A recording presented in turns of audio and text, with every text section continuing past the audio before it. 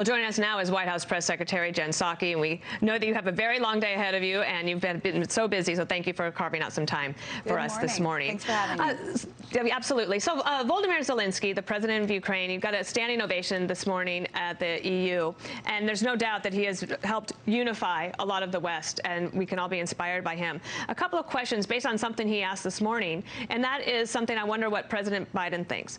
Does President Biden believe that Vladimir Putin has committed war crimes in this invasion?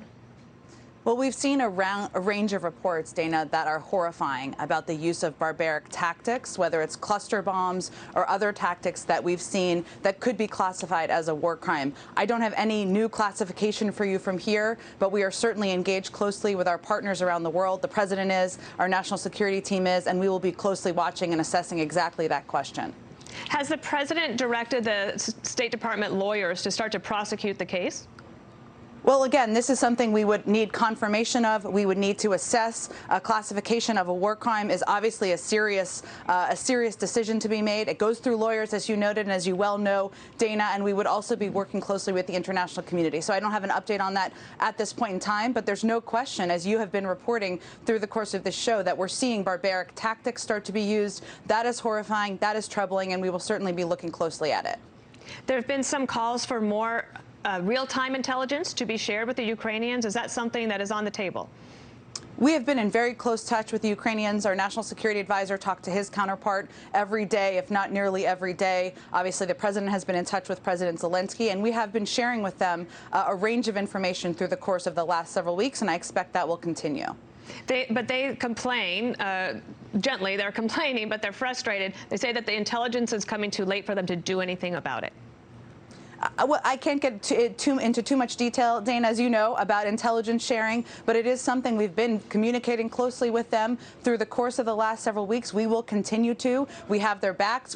As I would note that when President Zelensky last spoke with President Biden, he asked for more security assistance. The president turned it around and delivered that, had his team work to deliver that immediately. We're expediting the delivery of that. So I can assure you that we are in very close touch. We are trying to do everything we can to provide them the assistance, whether it's security assistance, weapons, military assistance, humanitarian assistance that they need at this very challenging time on the ground.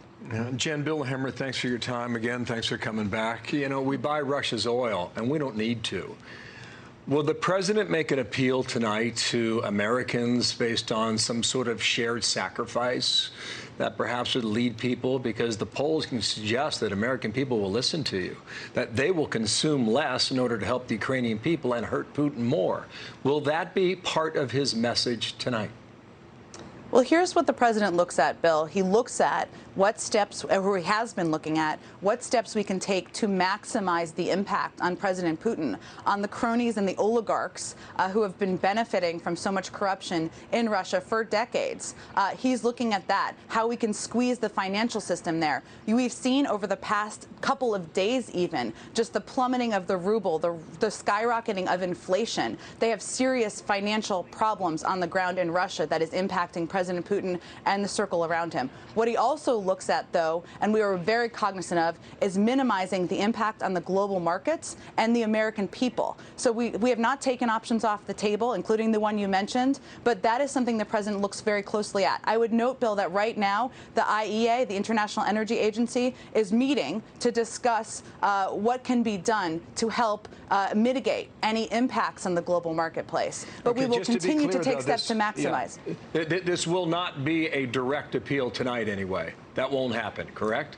That's what you're saying? I would say, Bill, you've heard the president say before that standing up for democracy versus autocracy is not without cost.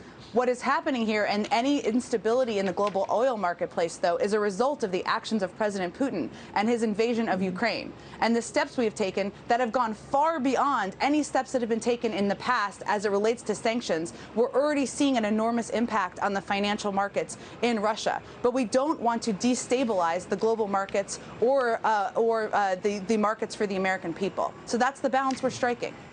on energy, we've seen an up-close and personal view of what happens when nations get too dependent on someone like Russia for their energy.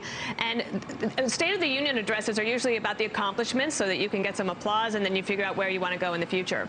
But some of the accomplishments that President Biden might point to are now seen by a majority of people in the country to be vulnerabilities, one on the energy front in particular. Will there be anything in the speech to talk about reversing some of those policies, for example, either Keystone Pipeline or allowing our oil and gas companies to pursue federal oil and gas leases, even while we try to transition in the future with a smart path to greener energy? Well, I would say, Dana, the president shares the concern about any impact on gas prices, on energy prices for the American people. And that's why a range of options remain on the table. He already recently tapped into the Strategic Petroleum Reserve just last fall, which had an impact. But I would say the Keystone Pipeline. But the impact, Jen, that was a blip. It was a 10-cent thing, but it doesn't last. But, Dana, the policies you mentioned, I know Senator Cotton and others have mentioned these, they are not policies that would address the issue at all. This Keystone Pipeline, it would take years for that to have an impact on prices. Obviously, there are a range of reasons why the president opposes it, but it wasn't functioning, isn't functioning. It would take years. There are also 9,000 approved oil leases that oil companies are not tapping into. So, yes, we all want to take steps to address any raise in gas prices that impact the American people. But we should be very clear about what policies will help and what policies will not help. And over time, we absolutely need to reduce our dependence, and that's something you're seeing European countries take steps to do as well. I just the point on that is that it took Europe years to get to the point where they were completely dependent, or 60% dependent, on Russia. Jen, there are no masks in Washington, D.C. as of midnight last night. That's right. No masks in the White House, Bill. Yeah. We're not wearing masks. What changed in the science yesterday, Monday, as opposed to a week ago Monday? It wasn't actually yesterday, Bill. What the CDC did is they put out guidance last Friday that identified recommendations depending on what the hospitalization rates are in your part of the country. We're currently in a part of the country in Washington, D.C., where it's very low, the rates. So we are not, the recommendation is not to wear masks. So we're not wearing masks at the White House. The president's not going to wear a mask tonight. But it's different depending on the part of the country. Okay, so maybe it's a question for the CDC, but different parts of the country, they've moved on. Last question, I'm almost out of time. CBS came out with a poll overnight. Approval rating for the president on the economy is at 38%. Approval rating for the president on inflation is at 30%. How does he convince people that he's helped improve their lives for the past year?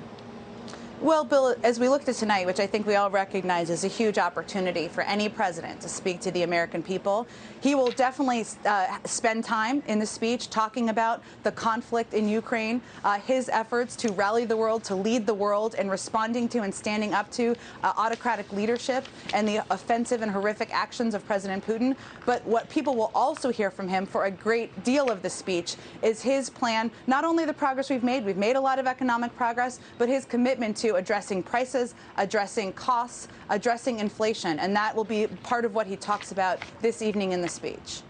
All right, Jen, how long are we going to be sitting here for this speech tonight? Dana, as you know from having gone through a few of these, the speeches always get longer. So it's always trying to get them shorter. Look, I don't have a word count quite yet. There's a lot the president wants to say to the American people this evening. So I expect we'll have a better sense as we get closer to 9 p.m. All right. Okay, All right. Thank you so much. Jen Psaki from the White House. Thank you both. Thank you.